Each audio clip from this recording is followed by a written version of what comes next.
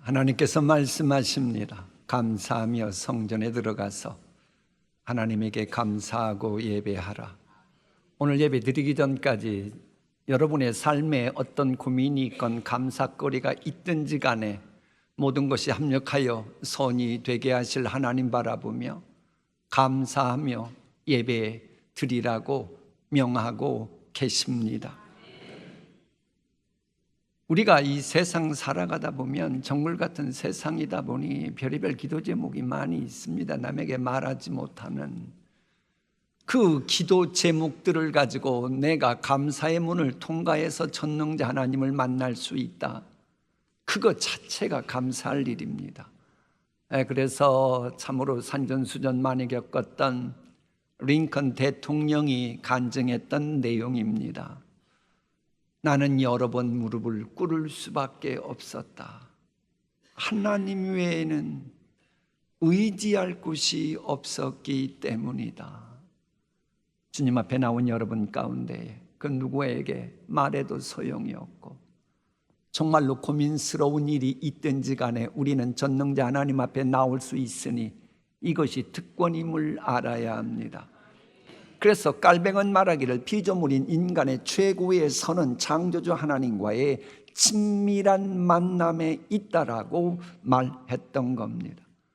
우리가 이렇게 지금 하나님 앞에 나와 예배할 수 있다고 하는 요거 그저 그렇고 그런 일이 아닙니다. 정말로 특별한 감격이고 감사할 일임을 알아야 하나님이 우리의 예배를 기쁘게 받아주시는 겁니다.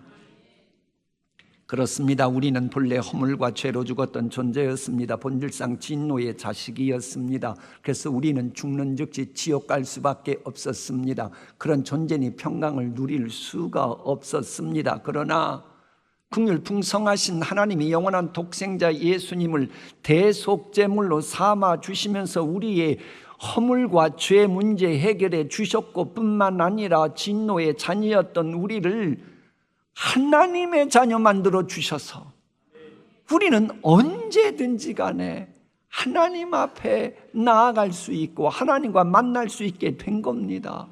하나님은 우리의 부족함, 연약함 다 아시고도 자녀 삼아 주셨거든요.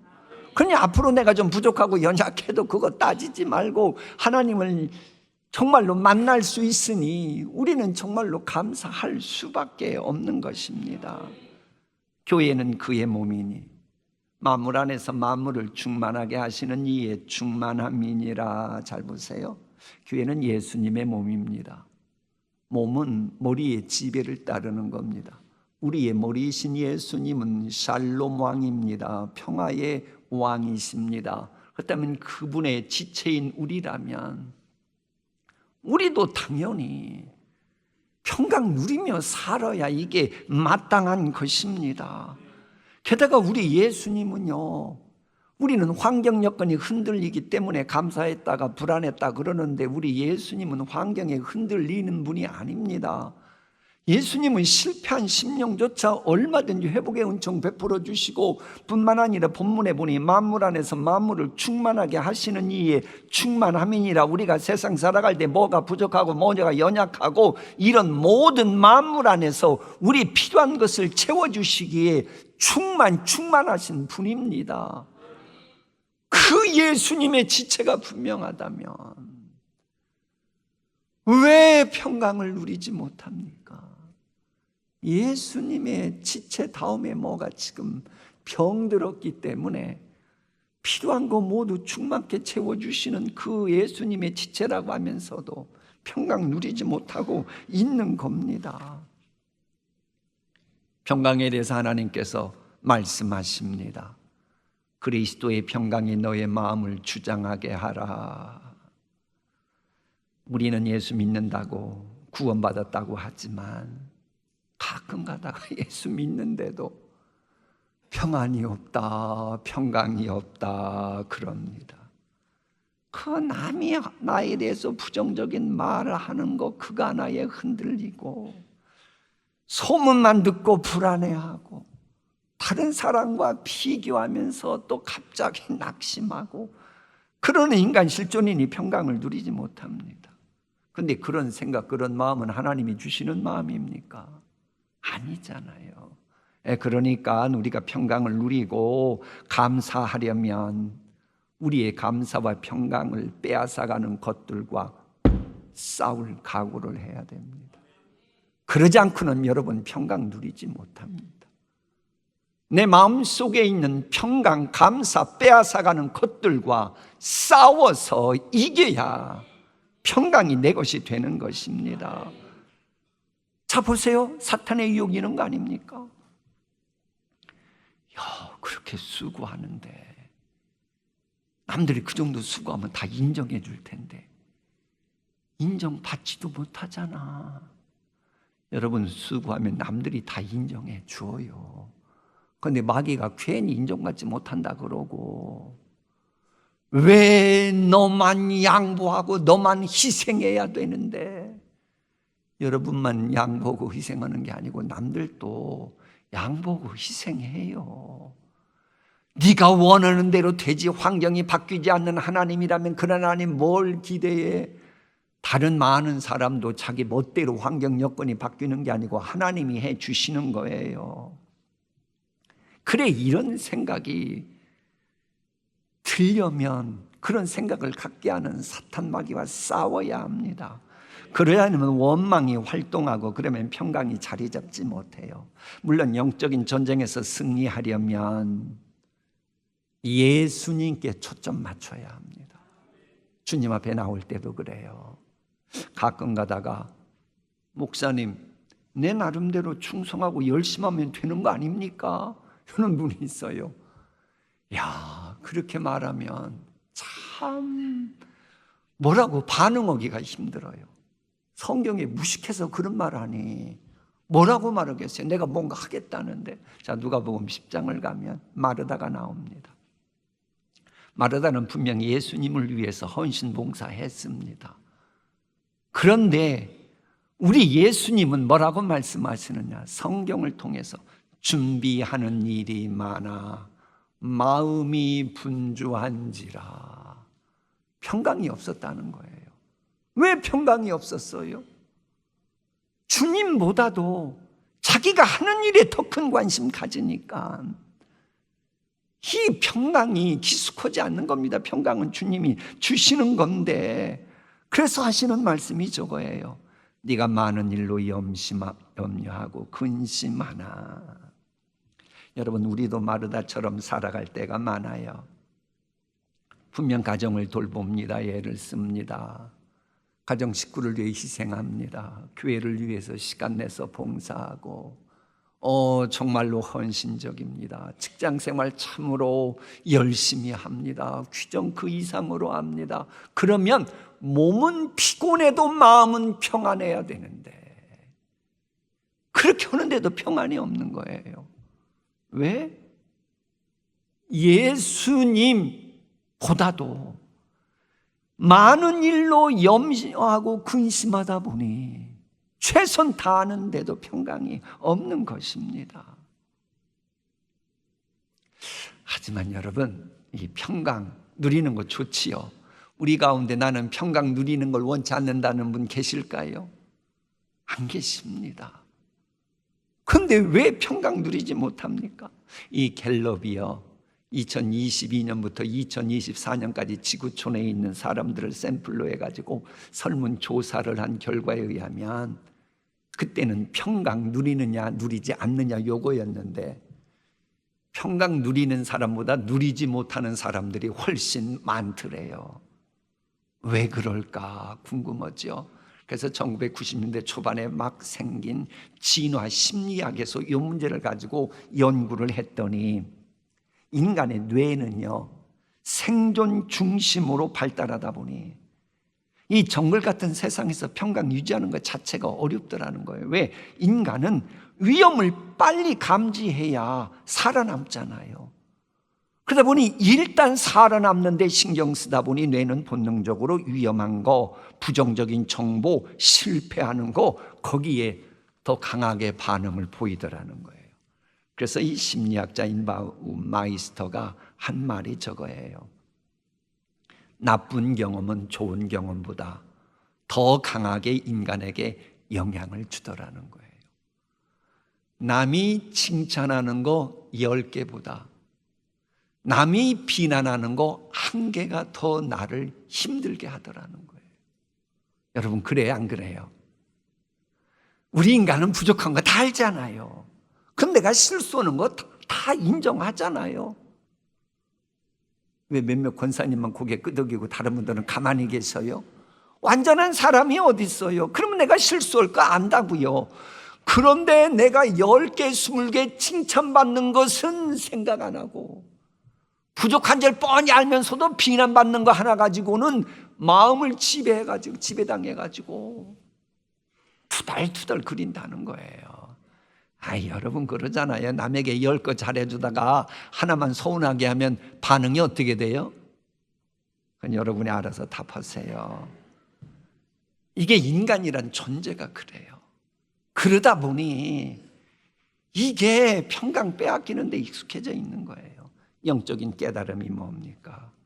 평강 누리길 원한다면 평강 누리지 못하게 하는 것들과 영적 전쟁 치를 각오를 하면서 승리 주관자 제발 초점 맞추고 살아가라는 거예요.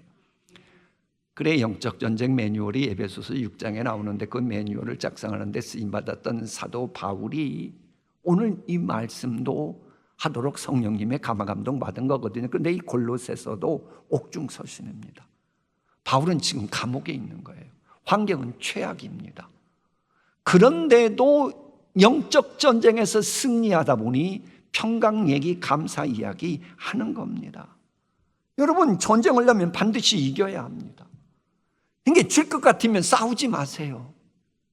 괜히 싹 봐가지고 이길 가능성 없다, 그러면 싸우지 마세요. 왜 대들다가 얻어 터지고 나서 목사님 보고 신방오라 그래요. 아예 질 전쟁 하지 마세요. 이길 전쟁이나 하시고, 전쟁했으면 전능자 하나님의 힘을 끌어당겨서라도 이기세요. 그러기 위해서 우리는 이김 주시는 우리 예수님 바라봐야 돼요. 예수님께 주파수를 맞추면 예수님이 하시는 메시지가 들립니다. 함께 읽습니다. 나의 평안을 너희에게 주노라. 내가 너희에게 주는 것은 세상이 주는 평안과 같이 아니하니 마음에 근심하지도 말고 두려워하지도 말라. 우리 주님이 주시는 평안, 주님은 책임지시거든요.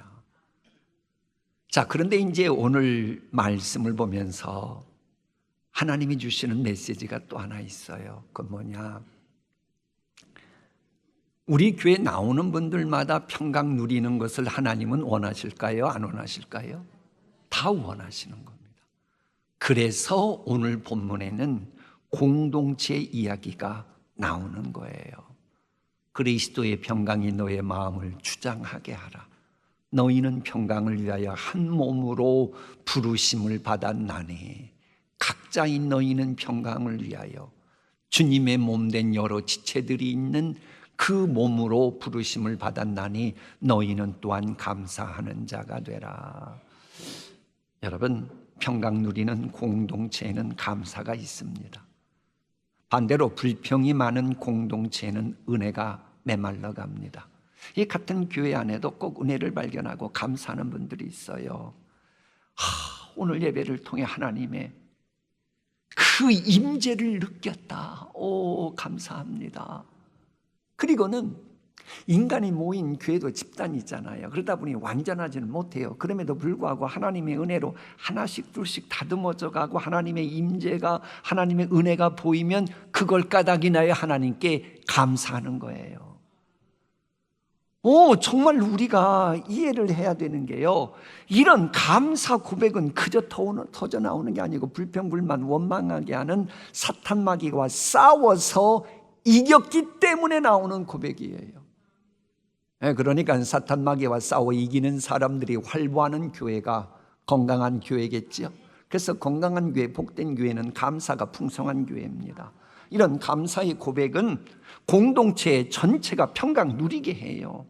왜? 감사 습관이 되면요, 교회 사역들이 다 평강의 열매를 맺도록 쓰임 받으니까요. 여러분, 감사가 넘치는 가정과 교회는 분위기가 다릅니다. 요즘 여러분 가정 분위기는 어떻습니까? 머릿속에 생각하셨어요? 그 가정 분위기에다가 감사라고 하는 리트머스 혹은 감사시금석 딱 대보세요. 그게 답입니다. 감사와 여러분 가정 분위기는 밀접하게 관계되어 있는 겁니다. 그런데 여러분, 교회 일하면서 매사 불평, 불만하고 그러면 공동체의 평강을 얼어붙게 만들어요. 이 감사는 공동체가 평안하여 든든히 서가게 하는 은혜를 막 일파만파 퍼져가게 하는데, 이 불평은요, 병원근 세균처럼 막 확대시키면서 모세 오경을 보면 약속의 땅도 들어가지 못하게 만드는 거예요. 과연 그런지 사도행전으로 가봅니다. 사도행전에 가면 예루살렘 초대교회가 나오고 거기에 니골라라고 하는 사람이 있습니다. 처음에는 성령 충만한 사람으로, 지혜로운 사람으로 평가받았기 때문에 교회 역사상 최초의 안수 집사님으로 선출됩니다. 그런데 시간이 지나면서 사람이 변질돼요. 성령님의 인도하심 따라 가기보다 내 생각을 앞세우려고 하는 사탄에게 세뇌당합니다. 그러면서 자신의 생각을 하나님의 말씀보다 앞세우려는 사람들과 패거리를 만들고 그래요. 그 결과 하나님도 미워한다라고 요한계시록은 말합니다. 오직 내게 이것이 있으니 네가 니골라의 행위를 미워하냐? 예수님인 나도 이것을 미워하노라. 이 니골라와 관련해서 니골라 다음 세대를 할 수 있는 이레니우스는 자신의 저서 이단 논박에서 니골라는 말씀을 외면하면서 질서를 무시하고 하고 싶은 대로 살아갔던 사람이라고 평가합니다. 초대교회 신기원의 역사에 당당히 들어서도록 당당히 선출되었던 사람이 언제부턴가 하나님이 주신 은혜를 기억하지 않고 내 생각이 나를 지배하기 시작하면서부터 그는 모든 특권을 다 잃어버리고 잘못됐다고 하는 겁니다. 자, 본문 다시 볼까요? 본문 말씀 다시 봅니다. 그리스도의 평강이 너의 마음을 주장하게 하라. 너희는 평강을 위하여 한 몸으로 부르심을 받았나니. 여러분, 왜 부르심 받았어요? 조금 전에 읽었잖아요. 평강을 위하여 부르심을 받았잖아요. 교회 오면 제발 교회 평강 좀 신경 써요. 이쪽은 아멘 안 하시는데, 평강을 위하여 부르심 받았으면 평강을 위하여 일해야지요. 그러면서 또한 감사하는 자가 되라. 평강 속에서 감사라는 겁니다. 평강이 계속되면 감사도 계속됩니다. 감사가 없는 평강은 평강이 아니고 거짓 평안입니다. 그렇다면 평강이 계속돼야 감사도 계속되는데, 평강이 계속되는 비결이 무엇인지 이사야 26장 3절은 저렇게 말합니다. 주께서 심지가 견고한 자, 세번역입니다. 늘 한결같은 마음을 가진 사람을 하나님은 평강하고 평강하도록 지키시리니 이는 그가 주를 신뢰함이니이다. 여러분, 진짜 마음의 평강 원하십니까? 비결 알려드릴까요? 답을 벌써 아는 것 같아. 심지가 견고해야 돼요. 초심을 버리지 말아야 돼요. 그래야 여러분 마음속에 평강이 임합니다. 한결같아야 되는 거예요. 심지가 견고하지 못한 사람은요, 형편 좋아져도 나중에 그 사람 평안 빼앗기고 맙니다. 하나님 앞에서도 사람 앞에서도 한결같은 사람이 되어야 합니다. 기쁠 때뿐만 아니라 어려울 때도 부모님 곁에 한결같이 있으면 그게 효자고 효녀입니다. 한결같이 않으면 효자 효녀 소리 하지 마세요. 교회 일꾼입니까? 그러면 교회 사랑하는 마음도 한결같아야 돼요. 충성하는, 충신되고 싶어요? 그럼 나라 사랑하는 마음도 한결같아야 하는 겁니다. 친구도 그래요. 한결같아야 그게 진짜 친구예요. 솔로몬을 통해 주신 말씀이죠. 친구는 사랑이 뭐하지 아니하고 이랬다 저랬다, 필요하면 친구, 문제될 것 같으면 너 나 친구라 그러지 마 이러고. 안 됩니다. 한결같아야 돼요. 형편 따라 가까워졌다 멀어졌다 하는 사람이 아니고 끝까지 한결같아야 합니다. 아니, 예수님은 한결같으신 분인데, 신실하신 분인데 그 예수님의 지체라고 하면서 이랬다 저랬다, 한결같지 않다. 정말로 예수님의 지체가 맞은 것입니까? 여러분, 정말로 우리는 이 세상 살아가면서 한결같아야 만복의 근원 되신 하나님께서 그 사람 마음에 평강 주시고 촛대 옮기시지 않는 겁니다. 물론 많은 사람들은 빠르게 변하는 세상 속에서 편리함과 이해관계 따라 약삭 빠르게 이렇게 저렇게 움직여도 우리 동신교회 교인들은 약삭 빠르게 이랬다 저랬다 하지 않고 심지가 견고한 자가 되고 평강 누리기를 축복합니다. 한결같지 않은 사람이라면 니골라처럼 아무리 능력이 출중하고 매력이 있어도 그런 사람 여러분 경계해야 됩니다. 한결같지 않은 사람에게는 여러분이 아무리 많은 은혜 베풀어 보십시오. 필요하면 여러분 잡아먹을 겁니다. 여러분 등에 칼 꽂을 겁니다. 한결같지 않은 사람은 그럴 수밖에 없어요. 한결같지 않은 사람 경계하지 않으면 여러분에게 누리고 있는 평안 다 빼앗아갑니다. 그래서 한결같지 않은 사람은 신뢰하면 안 돼요. 그렇다고 또 내 마음대로 안 해준다고 한결같지 않다고 하면 된다 안 된다? 그러면 안 되고 기본 양심이 있잖아요. 무엇보다도 하나님 앞에서 한결같아야 합니다. 분명한 것은요, 하나님께서는 이 한결같은 사람과 신뢰하는 것을, 한결같지 않으면 신뢰하지 하면 안 된다 그랬잖아요. 실은 그걸 연결시킵니다. 주께서 심지가 견고한 자를 평강하고 평강으로 지키시는데 왜? 이는 그가 주를 뭐하니이다? 신뢰함이니이다. 자, 보세요. 이 신뢰가 얼마나 중요한지.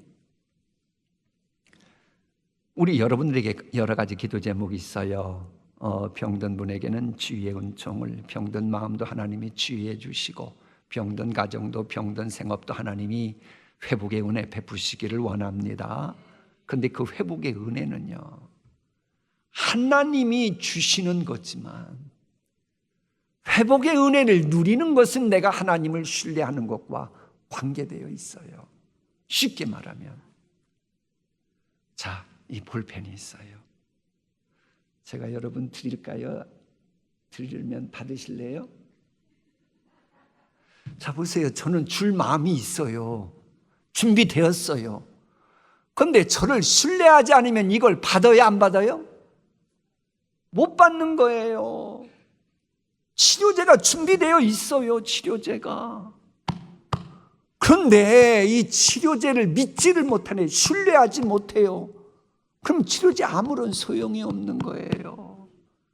하나님이 우리를 위해 예비해 주신 은혜가 풍성함에도 불구하고 내가 주님을 신뢰하지 못하면 그 은혜는 나하고 아무런 상관이 없는 겁니다.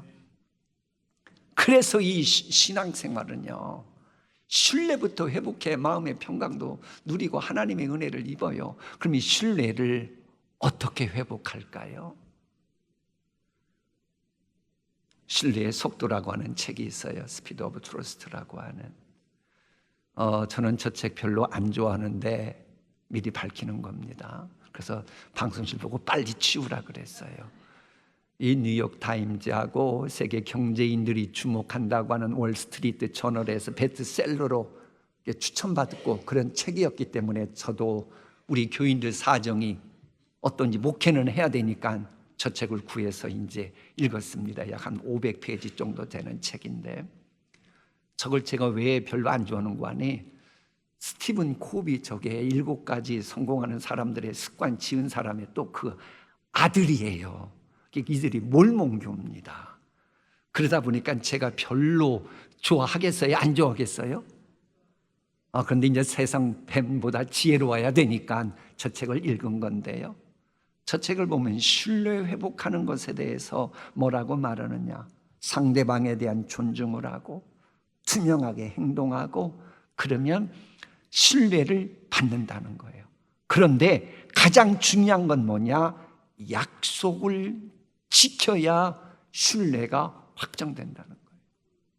여러분, 약속하지 않는 사람 신뢰할 수 있어요, 없어요? 없어요.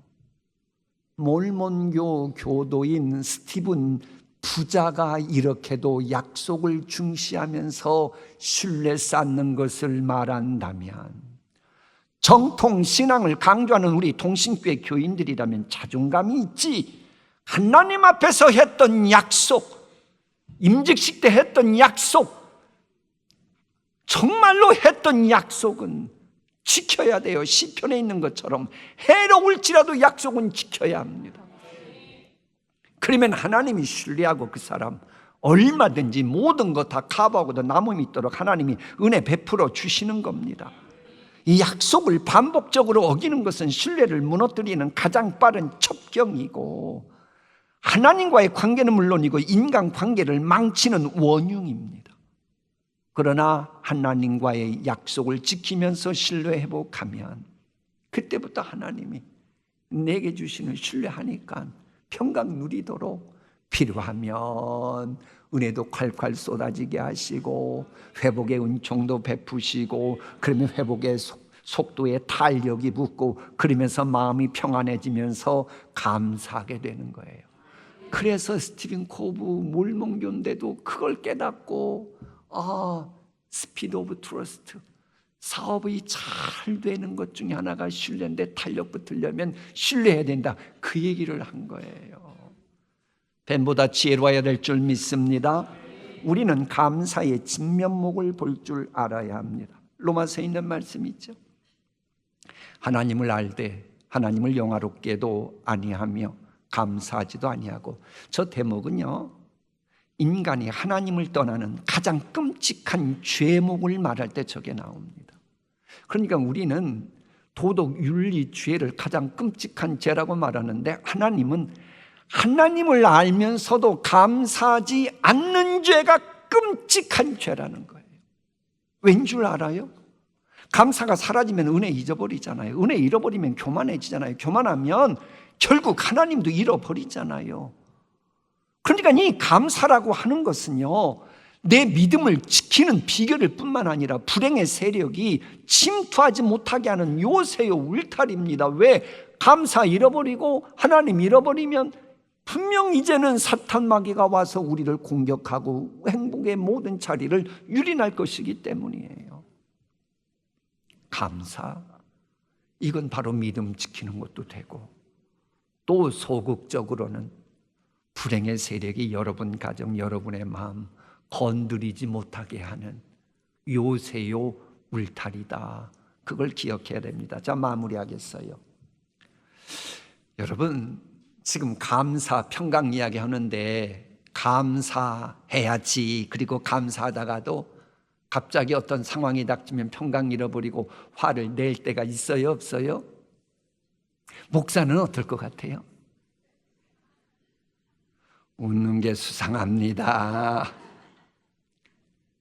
저 역시도 마찬가지예요.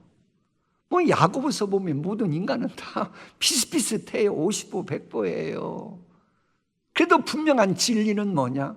하나님의 메시지는 아무리 그래도 평강과 감사는 같이 가야 된다고 하는 겁니다. 그래서 그리스도의 평강이 너의 마음을 주장하게 하라. 한 몸으로 부르심을 받았네. 너희는 또한 감사하는 자가 되라. 주장하게 하라, 감사하는 자가 되라. 저게 헬라어 문법으로는 명령형입니다. 이게 반드시 해야 된다는 거예요. 이것에 대한 해석이 다를 수도 있는데, 저게 성경적임을 말하는 게 똑같은 옥중서신은 빌립보서입니다.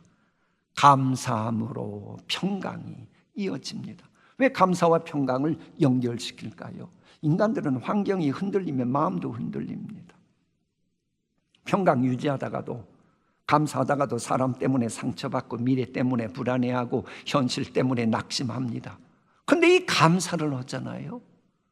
흔들리는 마음이 중심을 잡게 돼요. 왜? 감사하는 것은 나를 보는 게 아니라 하나님께 초점 맞추잖아요. 그럼 그 하나님 바라보면 나를 사랑하사 영원한 독생자까지 대속제물로 주신 주님의 사랑 생각하니 내 중심이 잡히면서 내가 흔들리지 않게 되고, 흔들리지 않으니 평강 누리게 되고, 평강 누리는 가운데 예배하니 예배가 회복되고, 예배가 회복되니 회복의 은총도 살아 움직이고, 그러면서 평강 누리게 되는 거예요.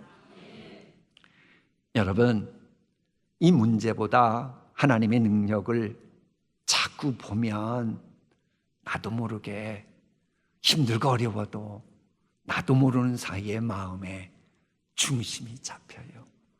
그러니까 여러분, 불평은 마음의 문을 두려움에게 열어주지만 감사는 마음의 문을 평강하게 열어줍니다. 여러분, 두려움이 엄습하잖아요. 그럼 뻔한 거예요. 여러분이 초대한 거예요. 언제 초대했어요? 마음속에 불평이 있을 때에 그게 바로 두려움을 초청하는 거예요. 그런데 여러분, 마음속에 평강이 있잖아요. 평강은 감사가 초청하는 거예요. 여러분, 두려움이 많습니까? 평강이 넘칩니까? 불평했냐 감사했냐? 나 초청한 적 없다고. 에이, 결과적으로 불평이 두려움 초청하는 거고 감사가 평강을 초청하는 겁니다. 그래서 우리가 감사 회복하면 회복의 은총 누리는 것도 달력이 붙는다는 거예요. 여러분, 아담과 하와 창조하실 때에 하나님이 주신 복 회복되어야 될 거 아닙니까? 그러려고 그러면 감사, 평강 회복해야 돼요. 그래서 여러분, 그 평범한 기적이라고 하죠. 회복 탄력성을 가리켜서 똑같은 사람인데 누구는 망하고 누구는 다시 막 쉽게 탄력 붙어서 회복되고, 그래서 이제 평범 속의 기적이라고 하는데, 저거 연구한 분들에 의하면요, 회복 탄력성이 높은 분들에게는 특징이 있답니다. 매사 불평하고 부정적인 사람은 회복 탄력성이 없대요. 그런데 똑같은 현실을 보고도 그 성경이 말하는 평강 속에 감사하는 습관이 있는 사람들은요, 하나님과의 관계도 좋아지고 인간관계도 유지되기 때문에 가능하다는 거예요. 진실로 지금도요, 우리 예수님은 생사주관자 승천하셔가지고는 그분 옆에서 여러분에게 필요한 모든 거 충만하도록, 지금 에베소 4장 10절에 있는 거예요. 지금 중보기도 하고 계셔요. 그 예수님 좀 믿자고요. 온전히 믿자고요. 온전히 그분 신뢰하면서 감사, 평강이 넘치기를 축복합니다. 기도하십니다.